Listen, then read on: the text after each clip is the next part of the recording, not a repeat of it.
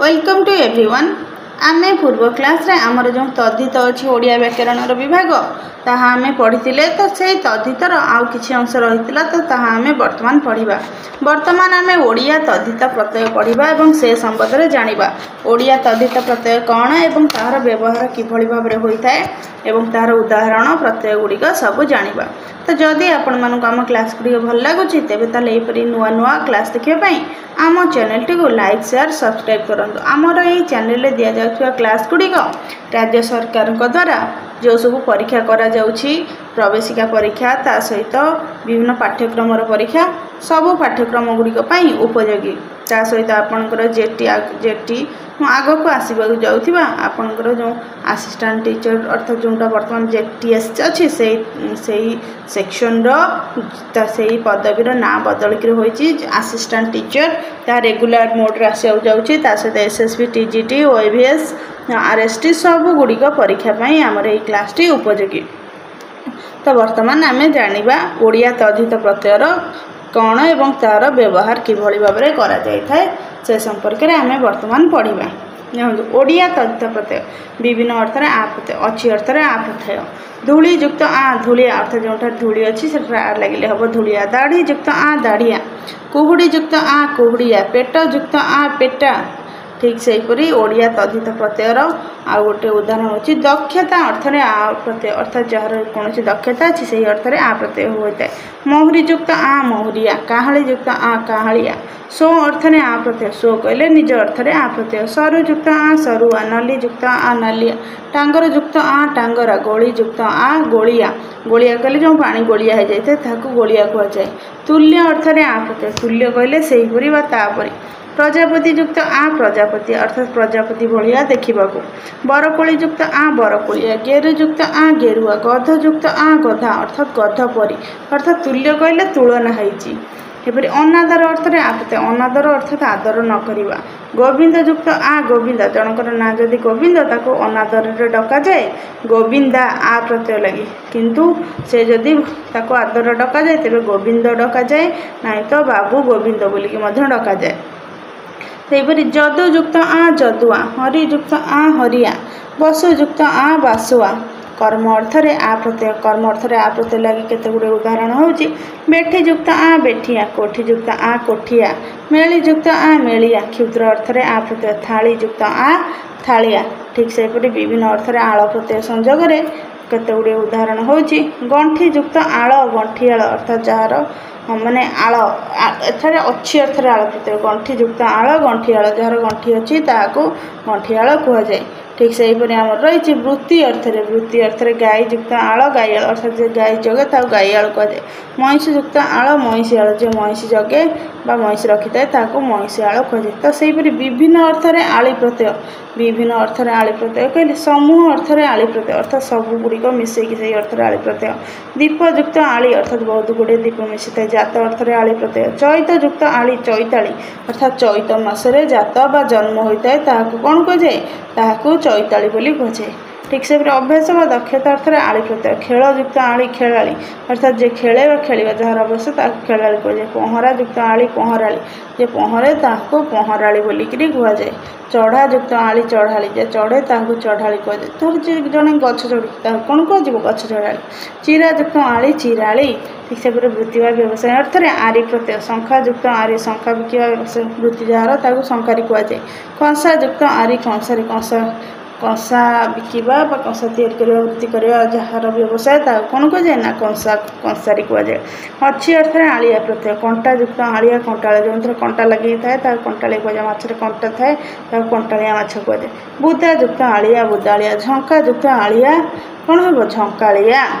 विभिन्न अर्थ रे ई प्रत्यय लगी क्षुद्र अर्थ रे ई प्रत्यय क्षुद्र कहले छोट।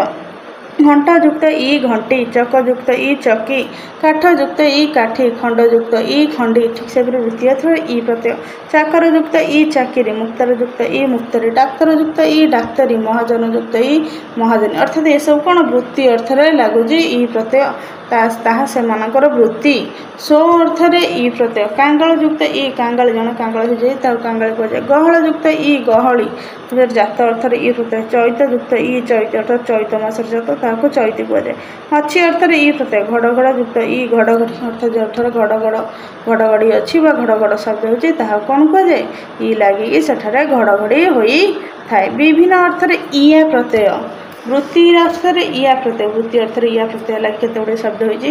ମୂଲ ଯୁକ୍ତ ଇଆ ମୂଲ୍ୟ ଯେ ମୂଲ ଲାଗିଥାନ୍ତି ତାଙ୍କୁ ମୂଲିଆ କୁହାଯାଏ। ହଳ ଯୁକ୍ତ ଇଆ ହଳିଆ ଗୁଡ଼ ଯୁକ୍ତ ଇଆ ଗୁଡ଼ିଆ ଅର୍ଥାତ୍ ଗୁଡ଼ରେ ଯେ ପାଗ କରିକିରି ବିଭିନ୍ନ ଖାଦ୍ୟଦ୍ରବ୍ୟ ପ୍ରସ୍ତୁତ କରିଥାନ୍ତି ତାହାକୁ କ'ଣ କୁହାଯାଏ? ତାହାକୁ ଗୁଡ଼ିଆ କୁହାଯାଏ। କିନ୍ତୁ ଏହା ବୃତ୍ତି ଅର୍ଥରେ ଲାଗୁଛି। ତ ଗୁଡ଼ିଆ ଶବ୍ଦଟି ଗୁଡ଼ ଶବ୍ଦରୁ ଆସିଛି। ଚାକର ଯୁକ୍ତ ଇଆ ଚାକିରିଆ ଅର୍ଥାତ୍ ଆମେ ଯେଉଁମାନେ ସବୁ ଆମେ ଚାକିରି କରିଛନ୍ତି ସେମାନଙ୍କର ସେ ଚାକିରିଆ କୁହାଯାଏ। ଚାକିରିଆଟେ କେଉଁଥିରୁ ଆସିଛି ଜାଣିଛନ୍ତି? ଚାକର ଅର୍ଥାତ୍ ଯେଉଁ ଚାକରରୁ ଆସିଛି ଚାକିରିଆ। ଜାଣି ନିଅନ୍ତୁ ଚାକିରିଆ ଶବ୍ଦଟି ଚାକରରୁ ଆସିଛି।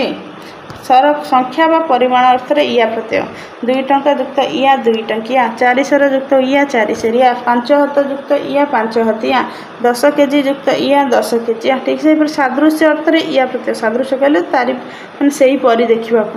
ଚାଉଳ ଯୁକ୍ତ ଇଆ ଚାଉଳିଆ ଚାଉଳ ପରି ଦେଖିବାକୁ। ମଲ୍ଲି ଫୁଲ ଯୁକ୍ତ ଇଆ ମଲ୍ଲି ଫୁଲିଆ ମଲ୍ଲି ଫୁଲ ପରି ଦେଖିବାକୁ। ବାଇଗଣ ଯୁକ୍ତ ଇଆ ବାଇଗଣିଆ ବାଇଗଣ ପରି ଦେଖିବାକୁ। ସୋରିଷ ଯୁକ୍ତ ଇଆ ସୋରିଷିଆ ସୋରିଷ ପରି ଦେଖିବାକୁ। ଠିକ୍ ସେହିପରି ଆମର ପରବର୍ତ୍ତୀ ରହିଛି କ'ଣ? ପରବର୍ତ୍ତୀ ଆମର ରହିଛି ଅତିଶୟ ଅର୍ଥରେ ଇଆ ପ୍ରତ୍ୟୟ। ମୁନ ଯୁକ୍ତ ଇଆ ମୁନିଆ ଅତିଶୟ ମୁନ ରହିଛି ତାକୁ କ'ଣ କୁହାଯାଏ? ମୁନିଆ। ଲୁଣ ଯୁକ୍ତ ଇଆ ଲୁଣିଆ ଅଛି ଅର୍ଥରେ ଇଆ ପ୍ରତ୍ୟୟ। କପାଳ ଯୁକ୍ତ ଇଆ କପାଳିଆ ଯାହାର କପାଳ ଅଛି।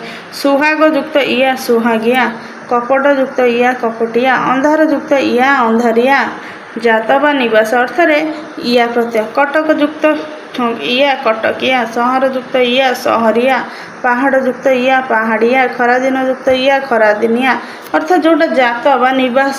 ଜାତ କହିଲେ ସୃଷ୍ଟି ହୋଇଛି ଜନ୍ମ ହୋଇଛି ନିବାସ କହିଲେ ସେଇଠାରେ ବାସ କରିବା ସେଇ ଅର୍ଥରେ ଇଆ ପ୍ରତ୍ୟୟ। ପାହାଡ଼ିଆ ଅର୍ଥାତ୍ ଯେଉଁମାନେ ପାହାଡ଼ରେ ବାସ କରନ୍ତି ତାହାଙ୍କୁ ପାହାଡ଼ିଆ ବୋଲିକିରି କୁହାଯାଏ। ମଣିଷ ପାହାଡ଼ରେ ଯିଏ ବି କେହି ଥାନ୍ତି କିଛି ବି ଥାଏ। ତ ଖରାଦିନ ଯୁକ୍ତ ଇଆ ଅର୍ଥାତ୍ ଖରା ଦିନରେ ଯାହା ସୃଷ୍ଟି ହୋଇଥାଏ ତାହାକୁ ଖରାଦିନିଆ କୁହାଯାଏ। ସହର ଯୁକ୍ତ ଇଆ ସହରିଆ ଯେଉଁମାନେ ସହରରେ ବାସ କରନ୍ତି ସହରିଆ କୁହାଯାଏ। କଟକ ଯୁକ୍ତ ଇଆ କଟକିଆ ଯେଉଁମାନେ କଟକରେ ବାସ କରନ୍ତି ତାଙ୍କୁ କଟକିଆ କୁହାଯାଏ। ଏହା ଜାତ ବା ନିବାସ ଅର୍ଥରେ। ସେହିପରି ସୋ ଅର୍ଥରେ ଇଆ ପ୍ରତ୍ୟୟ। କଅଁଳ ଯୁକ୍ତ ଇଆ କଅଁଳିଆ ବହଳ ଯୁକ୍ତ ଇଆ ବହଳିଆ ମଧୁର ଯୁକ୍ତ ଇଆ ମଧୁରିଆ। ତାପରେ ଆମର ରହିଛି ବିଭିନ୍ନ ଅର୍ଥରେ ଇ ପ୍ରତ୍ୟୟ। ବୃତ୍ତି ଅର୍ଥରେ ଇ ପ୍ରତ୍ୟୟ। ତନ୍ତ ଯୁକ୍ତ ଇ ତନ୍ତି ଅର୍ଥାତ୍ ଯେଉଁମାନେ ତନ୍ତରେ କାମ କରିବା ବ୍ୟବସାୟ ବା ବୃତ୍ତିଚାର ତାହାଙ୍କୁ ତନ୍ତି କୁହାଯାଏ। ଦୋକାନ ଯୁକ୍ତ ଇ ଦୋକାନୀ। ତ ତାପରେ ଆମର ରହିଛି ଜାତ ଅର୍ଥରେ ଇ ପ୍ରତ୍ୟୟ। ଜାତ ଅର୍ଥରେ ଇ ପ୍ରତ୍ୟୟ ହେଲେ ପରଦେଶ ଯୁକ୍ତ ଇ ପରଦେଶୀ ଅର୍ଥାତ୍ ପରଦେଶରେ ଜାତ। ଉଆଁସ ଯୁକ୍ତ ଇ ଉଆଁସୀ ଉଆଁସ ଅର୍ଥାତ୍ ଉଆଁସରେ ଜାତ ବା ଜନ୍ମ ଅର୍ଥାତ୍ ଉଆଁସ କହିଲେ ଆମର ଅମାବାସ୍ୟାକୁ ବୁଝାଏ। ଅଛି ଅର୍ଥରେ ଇ ପ୍ରତ୍ୟୟ। ଅଭାବ ଯୁକ୍ତ ଇ ଅଭାବୀ ଯାହାର ଅଭାବ ଅଛି ତାହାକୁ ଅଭାବୀ କୁହାଯାଏ। ଭୋକ ଯୁକ୍ତ ଇ ଭୋକି ଦାଗ ଯୁକ୍ତ ଇ ଦାଗୀ ଶୋଷ ଯୁକ୍ତ ଇ ଶୋଷୀ। ଦାଗୀ କହିଲେ ଆମର ଚୋର ତସ୍କରଙ୍କୁ ବୁଝାଯାଏ ବିଶେଷ ଭାବରେ। ଦାଗ ଅର୍ଥାତ୍ ତାଙ୍କଠି କିଛି ଗୋଟେ ଦାଗ ରହିଯାଇଥାଏ ତେଣୁକରି ତାଙ୍କୁ ବେଳେବେଳେ ଦାଗୀ ବୋଲି କୁହାଯାଏ। ଆପଣମାନେ କିଛି ସ୍ଥାନରେ ମଧ୍ୟ ଶୁଣିଥିବେ। ଏହିପରି ସମ୍ବଦ ଅର୍ଥରେ ଇ ପ୍ରତ୍ୟୟ। କଟକ ଯୁକ୍ତ ଇ କଟକୀ କଟକ ସହିତ ଯାହାର ସମ୍ବନ୍ଧ ଅଛି କଟକୀ କୁହାଯାଏ। ବନାରସ ଯୁକ୍ତ ଇ ବନାରସୀ ବିଭିନ୍ନ ଅର୍ଥରେ ଉଆ ପ୍ରତ୍ୟୟ। ଅଛି ଅର୍ଥରେ ଉଆ ପ୍ରତ୍ୟୟ। ନିଶ ଯୁକ୍ତ ଉଆ ନିଶୁଆ ଯାହାର ନିଶ ଅଛି ତାହାକୁ ନିଶୁଆ କୁହାଯିବ। ବଳ ଯୁକ୍ତ ଉଆ ବଳୁଆ ଯାହାର ବଳ ଅଛି ତାହାକୁ ବଳୁଆ ବୋଲି କୁହାଯିବ। ପାଠ ଯୁକ୍ତ ଉଆ ପାଠୁଆ ତାକୁ ପାଠୁଆ କୁହାଯିବ। ଦାଢ଼ ଯୁକ୍ତ ଉଆ ଦାଢ଼ୁଆ ଅଭ୍ୟାସ ଅର୍ଥରେ ଉଆ ପ୍ରତ୍ୟୟ। ମିଛ ଯୁକ୍ତ ଉଆ ମିଛୁଆ ଗାଲ ଯୁକ୍ତ ଉଆ ଗାଲୁଆ ଏସବୁ ଜିନିଷ କ'ଣ ଗୋଟେ ଗୋଟେ ଅଭ୍ୟାସ ହୋଇଯାଇଥାଏ। ଖଚ ଯୁକ୍ତ ଉଆ ଖଚୁଆ ମାଡ଼ ଯୁକ୍ତ ଉଆ ମାଡ଼ୁଆ। ସେହିପରି ବୃତ୍ତି ଅର୍ଥରେ ଉଆ ପ୍ରତ୍ୟୟ। ନାଟ ଯୁକ୍ତ ଉଆ ନାଟୁଆ ହାଟ ଯୁକ୍ତ ଉଆ ହାଟୁଆ ସାପ ଯୁକ୍ତ ଉଆ ସାପୁଆ ଭାର ଯୁକ୍ତ ଉଆ ଭାରୁଆ। ଠିକ୍ ସେହିପରି ଆମର ରହିଛି ତୁଲ୍ୟ ଅର୍ଥରେ ଉଆ ପ୍ରତ୍ୟୟ। ଶାଗ ଯୁକ୍ତ ଉଆ ଶାଗୁଆ ଶାଗ ପରି। ତାପରେ କାଠ ଯୁକ୍ତ ଉଆ କାଠୁଆ କାଠ ପରି। ଚାନ୍ଦ ଯୁକ୍ତ ଉଆ ଚାନ୍ଦୁଆ ଚାନ୍ଦ ପରି ଚାନ୍ଦ ସହିତ ତୁଳନା। ବାଘ ଯୁକ୍ତ ଉଆ ବାଘୁଆ।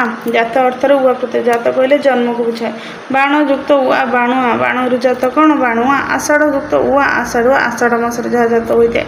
ବାସ ବା ସମ୍ପର୍କ ଅର୍ଥରେ ଉଆ ପ୍ରତ୍ୟୟ। ଗାତ ଯୁକ୍ତ ଉଆ ଗାତୁଆ ଗାତୁଆ କାହାକୁ କୁହାଯାଏ? ମୂଷାକୁ କୁହାଯାଏ। ମୂଷା ଗାତ କରି ରହିଥାଏ ନା ତେଣୁକରି ଗାତରେ ସେ ବାସ କରିଥାଏ। ତେଣୁକରି ସେ ଅର୍ଥରେ କ'ଣ ହେଉଛି ଗାତୁଆ। ଘର ଯୁକ୍ତ ଉଆ ଘରୁଆ ଏହା ହେଉଛି ଜାତ ବାସ ବା ସମ୍ପର୍କ ଅର୍ଥରେ ବା ସେହି ସ୍ଥାନରେ ବାସ କରନ୍ତି ଏବଂ ସେହି ସ୍ଥାନ ସହିତ ତାଙ୍କର ସମ୍ପର୍କ ରହିଥାଏ। ବିଭିନ୍ନ ଅର୍ଥରେ ଉରା ପ୍ରତ୍ୟୟ। ଅଛି ଅର୍ଥରେ ଉରା ପ୍ରତ୍ୟୟ। ଦାନ୍ତ ଯୁକ୍ତ ଉରା ଦାନ୍ତୁରା ଯାହାର ଦାନ୍ତ ଅଛି ଦାନ୍ତୁରା। ମନ୍ତ୍ର ମନ୍ତ ଯୁକ୍ତ ଉରା ମନ୍ତୁରା ଅଭ୍ୟାସ ଅର୍ଥରେ ଉରା ପ୍ରତ୍ୟୟ। कांद युक्त उरा कांदुरा मुत युक्त उरा मुतुरा एटा सब गोटे हूँ अभ्यास सादृश्य अर्थ एली प्रत्यय माने ठीक से ही देख रूपा युक्त एली रूपेली अर्थात रूपा परी देखा कौन कह रूपेली बोलिकी कह सुना युक्त एली सुनेली सुना पर देखा सुनेली कह संबद अर्थ में का कार प्रत्यय आज युक्त का आकार आज क्या हम आज कार हम संबद अर्थ में काली युक्त का आकार कालिका कालिकार अरे स्वभाव अर्थ में कूला प्रत्यय डर युक्त कूला डर कूला हस युक्त कूला हस कूला यह गोटे स्वभाव अर्थात तांकर सेटा गोटे प्रकृति व्यवसाय अर्थ में रा प्रत्यय पान युक्त रा पान पान व्यवसाय कर वृत्ति जहाँ कौन कहे पान रा काच युक्त रा काचरा अच्छी अर्थ में बंत मंत प्रत्यय गुणयुक्त बंत गुणवंत बुद्धियुक्त मंत आमर आसी रहा बुद्धिमंत तापर बुद्धिमंत बुद्धियुक्त मंत बुद्धिमंत धनयुक्त बंत धनवंत श्रीयुक्त मंत श्रीमंत से सादृश्य अर्थ में चिया प्रत्यय पाणीयुक्त चिया पाणी चिया माई युक्त चिया माई चिया अर्थ सादृश्य माने से ही परीक्षा देखा भाव अर्थ में पण प्रत्यय टाण युक्त पण टाण पण वीर युक्त पण वीर पण वैदेशिकता यह गला आमर ओडिया तद्धित प्रत्यय वर्तमान आसिले आमर वैदेशिक तद्धित प्रत्यय अधिक से वैदेशिक तद्धित प्रत्यय रही केतगुड़े शब्द आम जाना अधिकरण अर्थ में खाना प्रत्यय अर्थात अधिकार अर्थ रही छापा युक्त खाना छापाखाना जो छापा छपा जाए छापाखाना कहुए डाक्तर युक्त खाना डाक्तरखाना बैठक युक्त खाना बैठकखाना भूत युक्त खाना भूतखाना तापर अभ्यास अर्थ में खोर प्रत्यय निशा युक्त खोर निशा खोर जिद युक्त खोर जिद खोर यह से गोटे गोटे अभ्यास युद्ध युक्त खोर युद्ध कर मकदमा युक्त खोर मकदमा कर किसी व्यवसाय अर्थ में गर प्रत्यय व्यवसाय अर्थ में गर प्रत्यय कार्य युक्त गर कारीगर सौदा युक्त गर सौदागर तापर आम रही भाव अर्थ में गिरी प्रत्यय बाबू युक्त गिरी बाबूगिरी हाकिम युक्त गिरी हाकिमगिरी दादा युक्त गिरी दादागिरी किराणी युक्त गिरी किराणीगिरी से स्वभाव अर्थ में आमी प्रत्यय ठक युक्त आमी ठकामी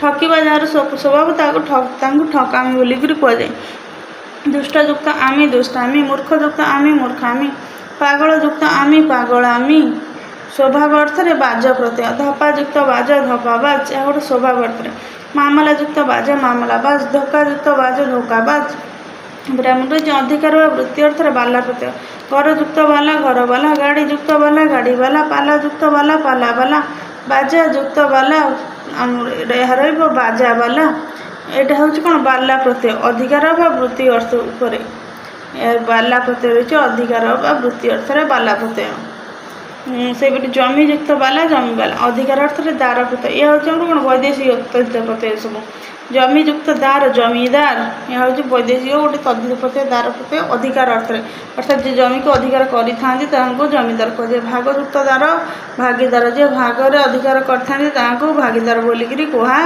जाए विशेष भाव में तो यहाँ आमर तद्धितर जो प्रत्यय रही तार द्वितीय क्लासटी तो ये आम बर्तमान केतगुड़ी ओडिया तद्धित प्रत्यय और वैदेशिक तद्धित प्रत्यय जानले तो जदि आपण मानक आम क्लासटी भल लगी तेज ताले नुआ नुआ क्लास पाई आम channel T like share subscribe कर तो आगक आपण मानकर जो स्पेशल ओटीटी आसूँ तो ता सहित विभिन्न प्रकार जो एग्जाम एंट्रेंस एग्जाम आपण मानकर रही जॉब पाई एग्जाम सब एग्जाम गुड़िया यहाँ विशेष भाव में उपयोगी तो channel T like share subscribe करूँ धन्यवाद।